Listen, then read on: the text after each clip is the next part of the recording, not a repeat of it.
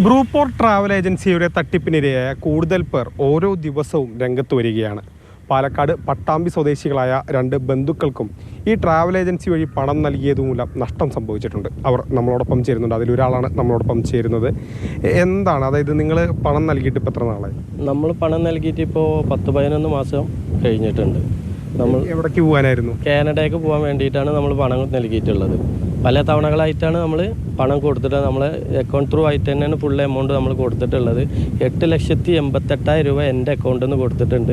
എൻ്റെ കൂടെയുള്ള പുള്ളിയുടെ അക്കൗണ്ടിൽ നിന്ന് 2,12,000 രൂപയാണ് കൊടുത്തിട്ടുള്ളത്.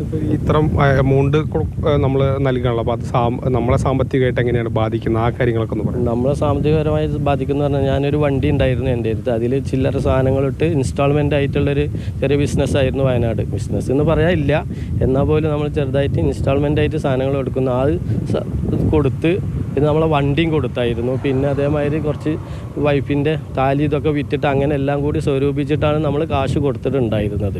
ബാംഗ്ലൂർ പോയി ബയോമെട്രിക് എല്ലാം കഴിഞ്ഞായിരുന്നു.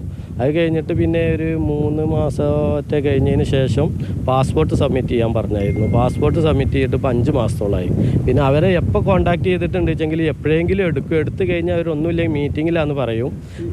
പണം നൽകിയതിന് ശേഷമാണോ? പണം നൽകിയതിന് ശേഷമാണ് മെയിനായിട്ട് അങ്ങനെ. അതിൻ്റെ മുമ്പൊക്കെ നമ്മൾ കോൺടാക്ട് ചെയ്തിട്ടുണ്ട് വെച്ചെങ്കിൽ ഇപ്പോൾ ഒന്ന് വിളിച്ചിട്ടുണ്ട് വെച്ചെങ്കിൽ ചിലപ്പോൾ അപ്പം എടുത്തില്ലെങ്കിലും വീണ്ടും നമ്മളെ കുറച്ച് കഴിയുമ്പോഴത്തേനും അവർ നമ്മൾ തിരിച്ചു വിളിച്ചായിരുന്നു.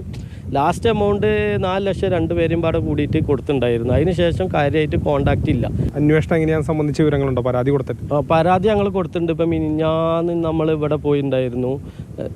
19-ാം തീയതി നമ്മൾ തിരുവനന്തപുരത്ത് പോയി NRI സെല്ലിൽ പരാതി കൊടുത്തിട്ടുണ്ട്. അത് അവിടുന്ന് നമ്മളോട് മ്യൂസിയം സ്റ്റേഷനിൽ ഒന്ന് കൊടുക്കാൻ പറഞ്ഞു. 2 നമ്മൾ കൊടുത്തിട്ടുണ്ട്. പിന്നെ ഇനി നമ്മളെ പരിധിയിലുള്ള സ്റ്റേഷനിൽ കൊടുക്കാൻ പറഞ്ഞു. അത് കൊടുത്തിട്ടില്ല. ഇന്ന് നാളായിട്ട് നമ്മളെ പരാതി കൊടുക്കുന്നുണ്ട്. നമ്മളെ വിശ്വസിപ്പിക്കുന്നത് എങ്ങനെയാണ്? അവരുടെ പല അക്കൗണ്ടുകളും അല്ലെങ്കിൽ വെബ്സൈറ്റുകളൊക്കെ കാണിച്ചു തന്നിരുന്നു. അതെങ്ങനെ? അവരെ അക്കൗണ്ട് ഇതൊക്കെ നമ്മൾ ചെക്ക് ചെയ്തേക്ക് അവർക്ക് സിംഗപ്പൂരൊക്കെ അവരെ ഇതുണ്ട്.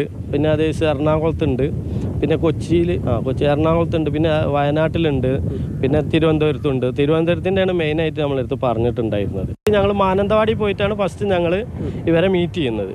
അതിപ്പോൾ ഇതിന് വേണ്ടിയിട്ടല്ല, ജസ്റ്റ് അവൻ്റെ കൂടെ വായോ, നമുക്ക് ജസ്റ്റ് ഒന്ന് പോയി സംസാരിച്ചോ, നിങ്ങൾക്ക് പറ്റുമെങ്കിൽ പോവാലോ എന്ന് പറഞ്ഞേക്ക്. നല്ല ഓഫറാണെന്നൊക്കെ പറഞ്ഞേക്ക്. ആയിക്കോട്ടെ എന്ന് പറഞ്ഞ് ഞങ്ങൾ അമ്പലവയലാണ് ഞങ്ങൾ ബിസിനസ് ഉണ്ടായിരുന്നത്. അവിടെ ഞങ്ങൾ മാനന്തവാടിയിലേക്ക് പോയി. ഒരു ഹോട്ടലിൻ്റെ പേര് എനിക്കറിയില്ല.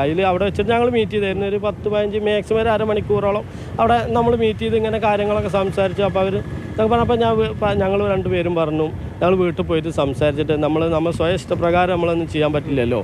കാരണം വീട്ടിൽ ഉപ്പച്ചിനോടും ഉമ്മച്ചിനും എല്ലാവരും ചോദിച്ച് സംസാരിച്ച് ഞങ്ങൾ പറയാമെന്നൊക്കെ പറഞ്ഞ് നമ്മളെ ഫോൺ നമ്പറൊക്കെ കൈമാറിയായിരുന്നു.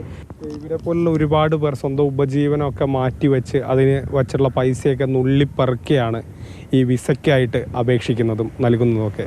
ഇവരെ പോലുള്ളവരെ പറ്റിക്കുന്നതിലും വലിയ ക്രൂരത മറ്റൊന്നുമില്ല. മൽഗോഴ്സി മോഹനൊപ്പം ഗോകുൽ VS, മാതൃഭൂമി ന്യൂസ്, പാലക്കാട്.